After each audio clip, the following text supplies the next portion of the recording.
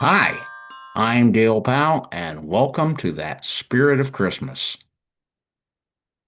We've waited all year, and now it's here. 'Twas the night before Christmas, and all through the house, not a creature was stirring, not even a mouse. The stockings were hung by the chimney with care, in hopes that St. Nicholas soon would be there. The children were nestled, all snug in their beds, while visions of sugar plums danced in their head.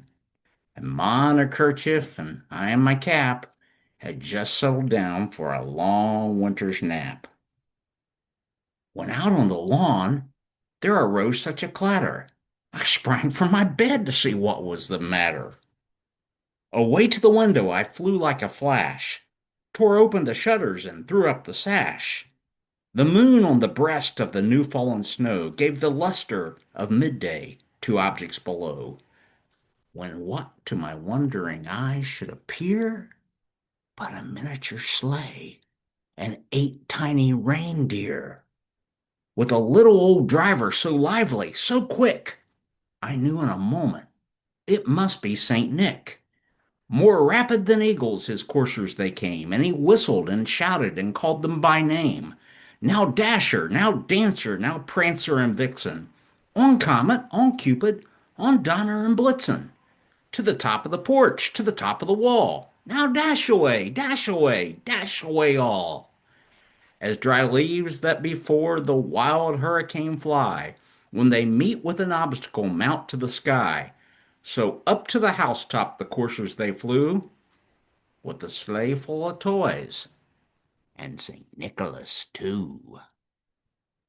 And then in a twinkling I heard on the roof the prancing and the pawing of each little hoof. As I drew in my head and was turning around, down the chimney St. Nicholas came with a bound. He was dressed all in fur, from his head to his foot, and his clothes were all tarnished with ashes and soot. A bundle of toys he had flung on his back, and he looked like a peddler just opening his pack. His eyes, how they twinkled! His dimples, how merry!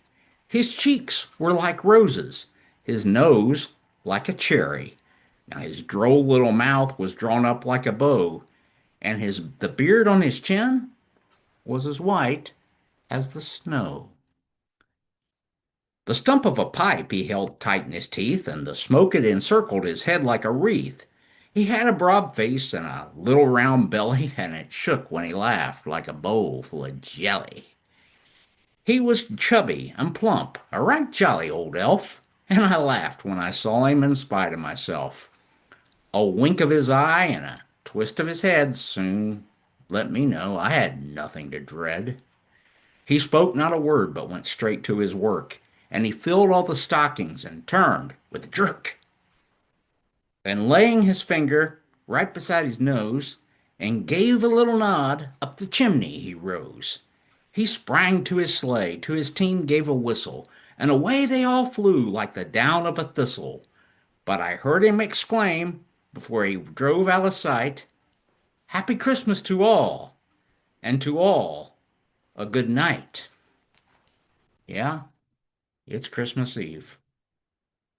Some people say the most wonderful, magical time of the year. I think I wrote in my book that there's something that just pervades the air from about 6 p.m. on Christmas Eve, and it's still there till about noon on Christmas Day.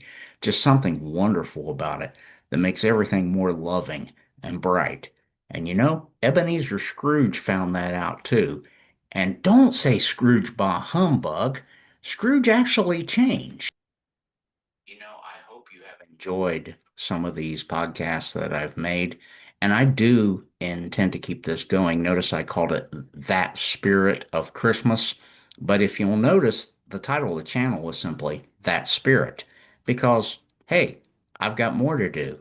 We've got that spirit of giving. We've got that spirit of renewal. We've got that spirit of winter. We've got that spirit of love once Valentine's Day gets here. I'm even going to go on Edgar Allan Poe's birthday with that spirit of Poe. We're going to have all kinds of fun with this. So do me a favor, please like and subscribe to my channel. It's free, and you can have it ring the little bell icon, and you'll get a notification every time I put up a new one. But I want to end by telling you how Charles Dickens ended the story of A Christmas Carol. It wasn't Scrooge bah humbug. It was this. Scrooge was better than his word. He did it all and infinitely more.